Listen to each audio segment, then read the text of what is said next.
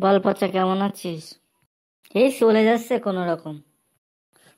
কোনো রকম মানে তুই তো ভালোই আছিস মনে হচ্ছে এখন। তা একটু আসে বই কি। তাহলে পচাটা গান কে শোনা। গান শুনবি? গান?